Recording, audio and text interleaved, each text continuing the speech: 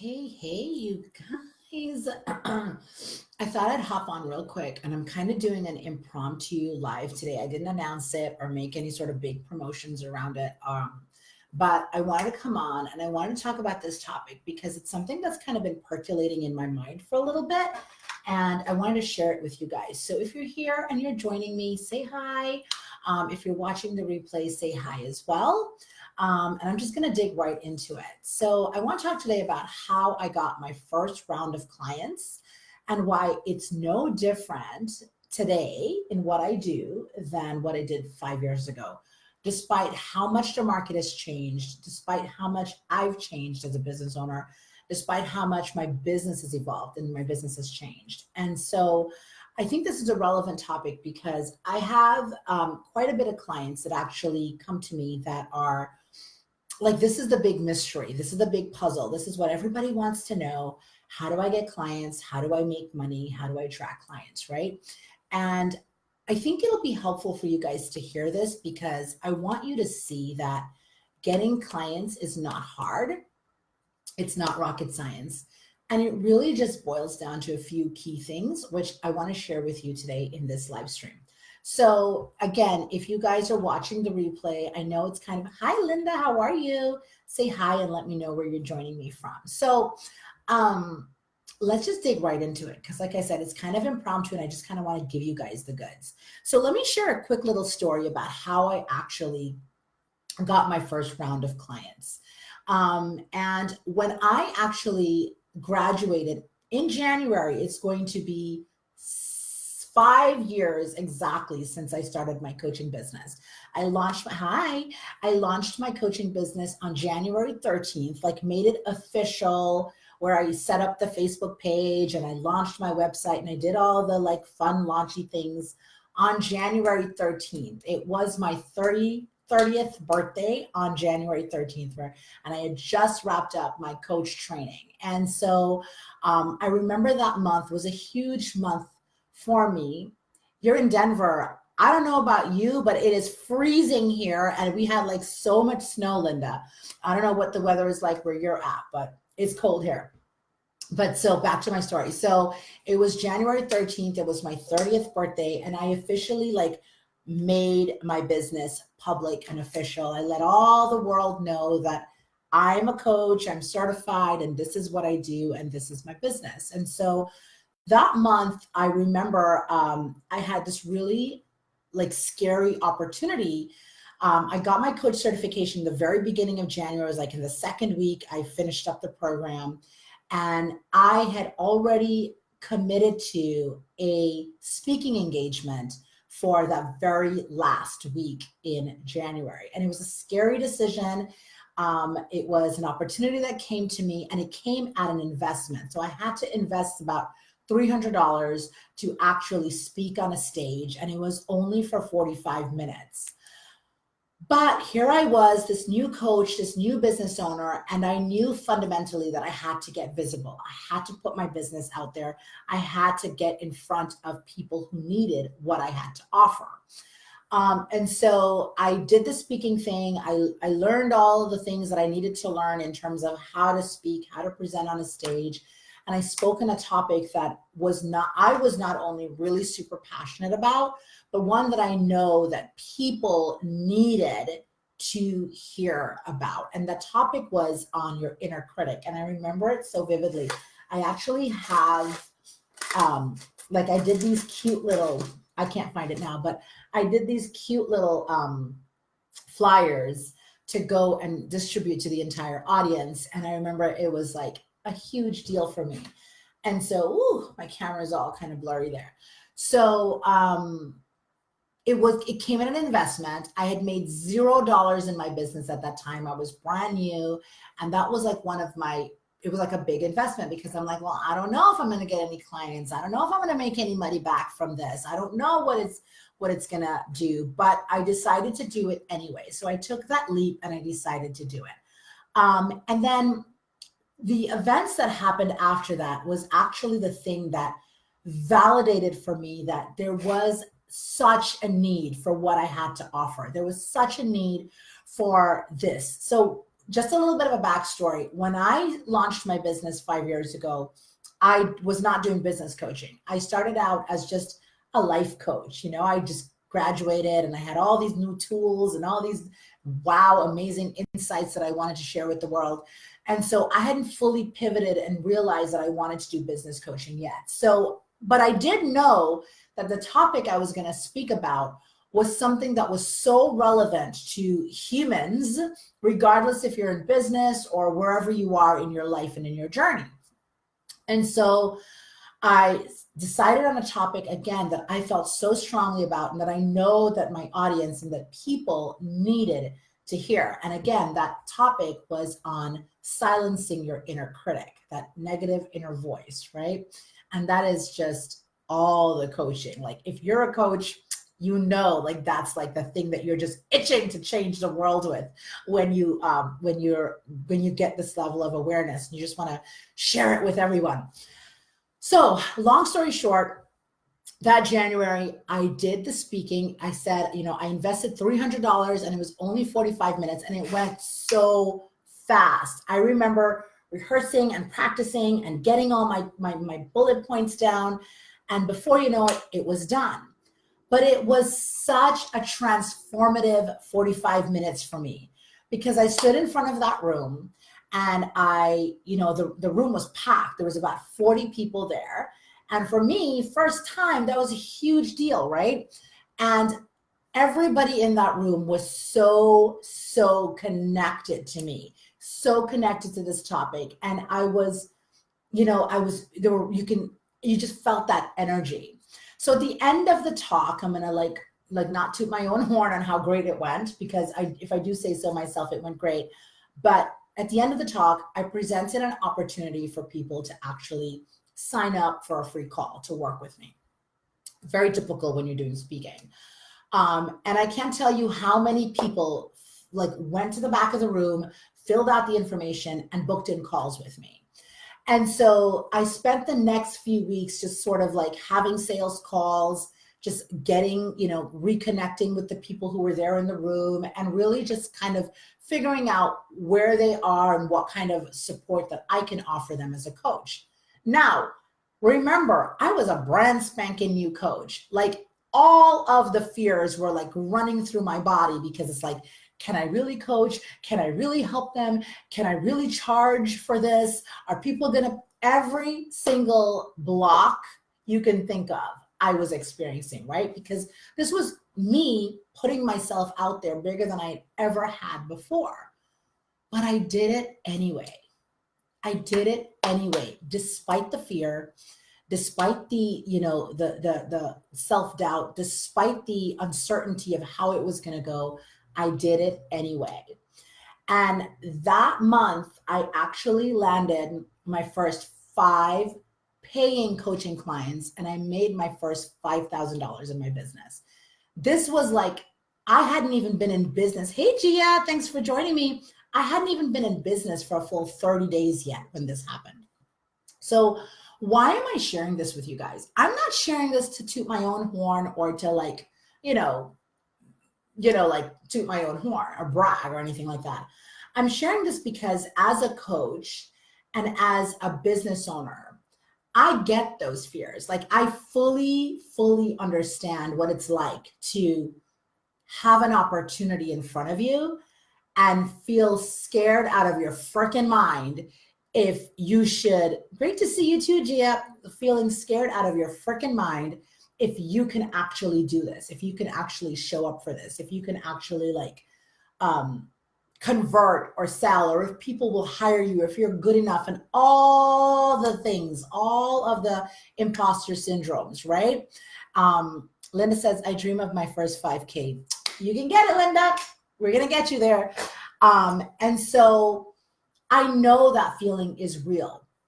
But what it boils down to is the same things that I did 5 years ago, I continue to do today, and I continue to teach my clients. And those 3 very simple things are getting visible. So I knew I had to get visible. I was a brand new coach. And at the time, I wasn't as active and as I didn't have as big of an online presence as I do today. And I had two little babies and I was just trying to figure my way out.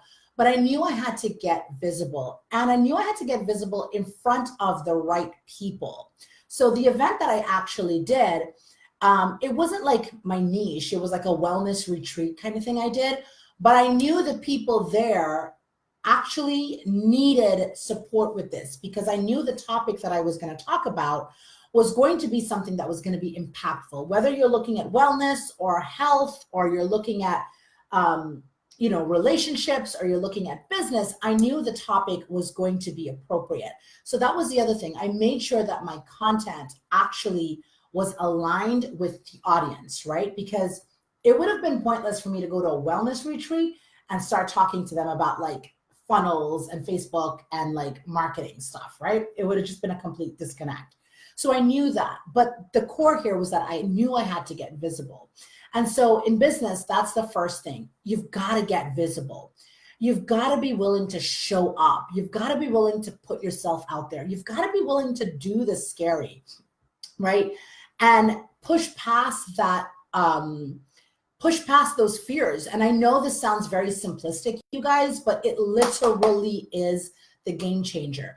Because the more often you do this, the more comfortable you get with getting visible. And the more visible you get, the more people see you and actually want to find out more about what you do, want to learn more about your services, want to actually connect with you on a bigger level, right? And so the second thing actually brings me to the second thing I did. So when I was in the room, the first thing was I made sure that the content and the topic that I was actually teaching was relevant to them so that it would create resonance. That's one of the first steps to creating a connection with your audience, right? You want to make sure that you're creating resonance, because when you're creating resonance, you're creating a connection with your people. So right off the bat, I knew going in there, in order for people to shake their heads and agree and want to stay in the room and want to ask questions and want to like find out more, I had to be talking about something that they needed to hear, they wanted to hear. And I had to build that connection. But the connection didn't just stop there, right? Like the connection, and I teach this and I preach this, you guys who know me, you know this to be true. The connection didn't just stop at me being in the room and me like talking to them about what they wanted to hear and me like making eye contact and me asking questions and engaging with them. That's all fine and dandy. But I actually took the time to nurture those connections after. So every single email address that I collected, you best believe I emailed every single person. I thanked every single person. I got to know every single person. Now, I didn't get every single person responding back to me, but the people who did and the people that I continued to nurture, those were the people that actually converted and became my clients. So much so that I had people who didn't just hire me, like I got my first 5 that month, but I had people 2 years later reaching out to me that had seen me at that event and hired me at that point, right? So the point here is that connection will never, ever go out of style. Like humans are wired for connection. I say this over and over and over again. And people want to buy from people. So when you can establish that connection with your people and you can build and nurture into that, you're always going to convert. It's always going to produce results for you and your business, because fundamentally at our core, we're humans and we're wired for that connection. And the data and the science and the psychology proves and backs it up that I forget the exact numbers, but there's data and science that backs up that the positive connection that, I'm going to butcher this, but let me see if I can remember how to say it. Your decision, your buying decisions are highly influenced by the level of connection that you feel to a brand and to the thing that you are buying, right? So when you can create that connection, the science, the data, the psychology backs up that people buy more when they feel that connection, right? And so your job as a business owner is, again, 1, get visible. 2, build that connection, create that connection. Take the time to nurture and build those relationships with your people. Hey, Tracy, thanks for joining me.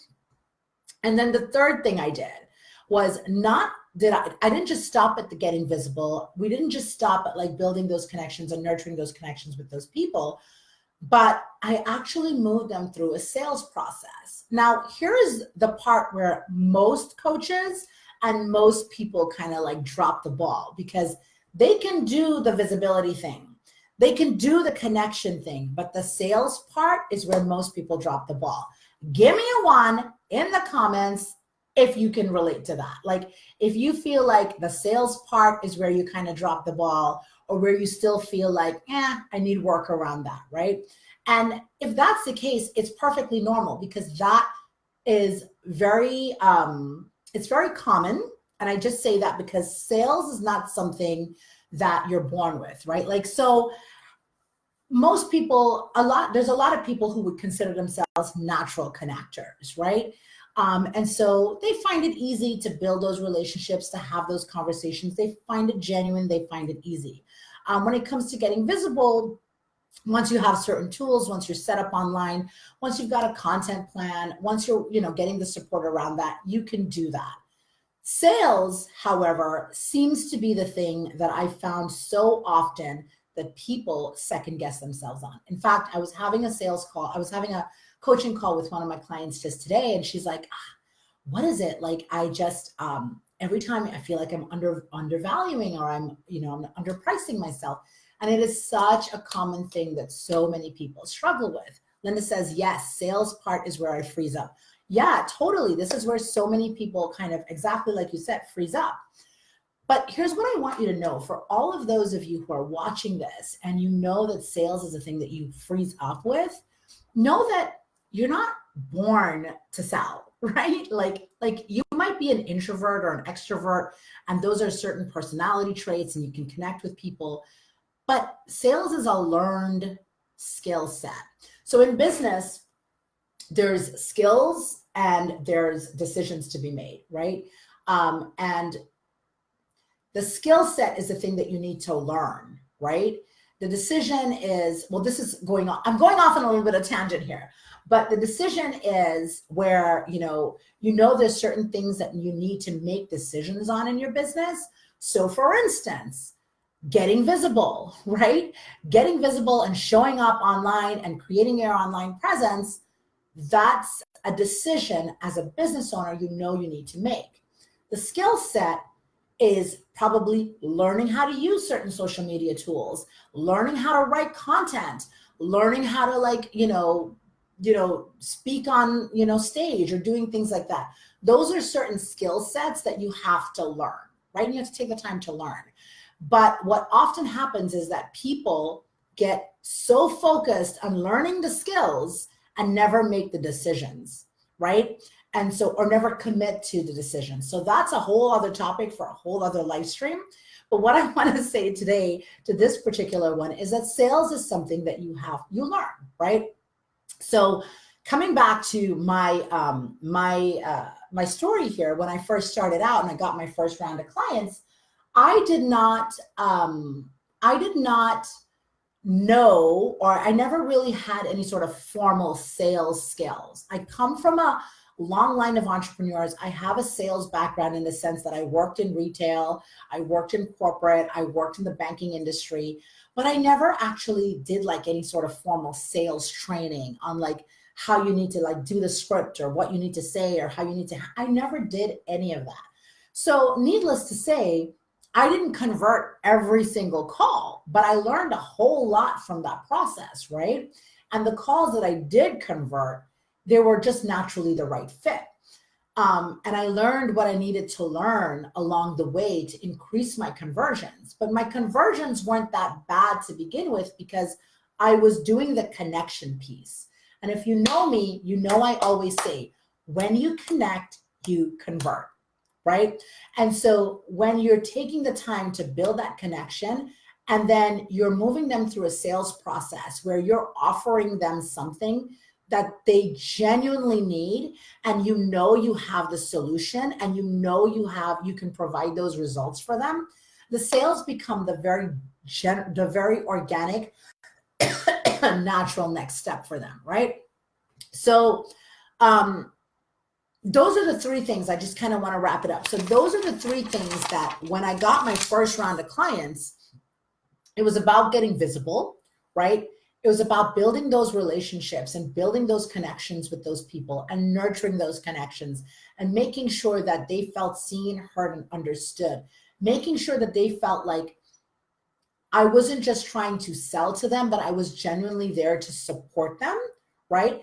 And then moving them through a sales process, right? The third thing is sales. Moving them through a sales process, a very aligned sales process, meaning what I had to offer them was so exactly what they needed. And when we talk about alignment, let me just go one level deeper here, is that I knew that from the moment they were sitting in the audience, right, the topic that I was presenting them on, that was what they needed to hear. Those people who filtered down and actually ended up booking in calls with me, they were already pre-qualified because that topic was something that was relevant to them, that they knew they needed support with, right?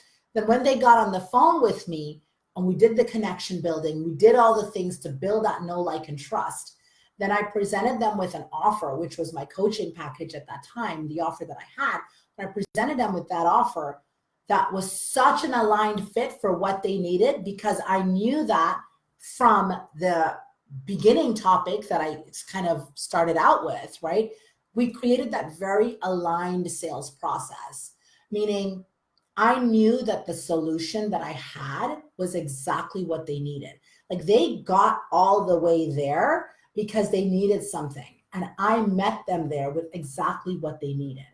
Okay. So when you're going about your business and you are marketing your business and you're thinking about doing sales in your business, that's the three things that when I like, that's no different today than it was all those years ago, right? Like, social media has changed. Sure, my business is online now, and my business is primarily social media. Like, I still do speaking on in-person workshops, but it's primarily social media, right?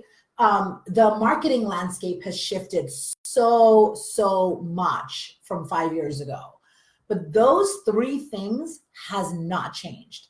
That will always be consistent in business: visibility, connection, and sales. Those three things will always be consistent.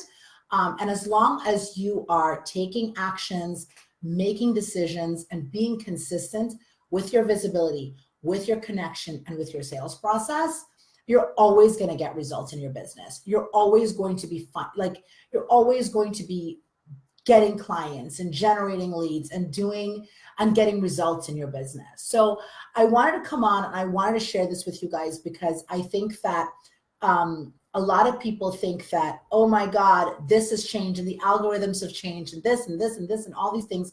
And they build up this story that it's so hard to make business, to make money, or that the online space is so, like, it's true. The online space is a lot noisier now than it was before as well. But as long as you're doing those three things and you're staying consistent with those three things, you are only and ever going to get results in your business, right? So I wanted to share that with you guys today, because I'm hoping that that was helpful for you. If you've watched this and you've watched a replay and you're struggling with either getting visible, you're struggling with knowing how to actually create those authentic connections, knowing how to actually build connections through your content, through your emails, through your online presence, through your, interactions in your sales call.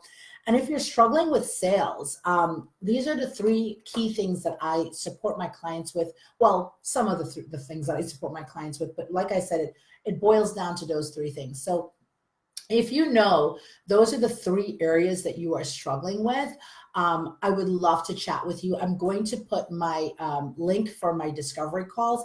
I have 2 coaching spots left open before 2020, before everything like just blows up, because 2020 is going to be crazy. So I have 2 coaching spots available for 2020, for January 2020. So if you know that you need support in getting visible, in creating your content and creating an online presence, or even if you want to do things offline, if you know that connection building is something that you know you need support around, and of course, if you're struggling with sales and you're not exactly sure how to go about creating a strong sales process and converting on your calls or converting on your offers, whatever it is that you're doing for your marketing, I'd love to chat with you. So I'm going to put that link here in the comments, and book in a call with me. Let's chat about your business. Let's figure out exactly where you are struggling, exactly what your stuck points are, and let's create a plan together to help you overcome that. So 2020 can be a great year for you. Like I said, I have 2 coaching spots left starting for 2020, like starting in the beginning of 2020. So if you know you want in on that, you know you need support in January, book in that call with me. I'm going to put that link in the comment box for you right now. Thank you all for joining me. And again, if you have any questions, leave them in the comments, and go out there, you guys, and go get visible. Go start building connections and go start doing your sales thing. I will talk to you all very soon.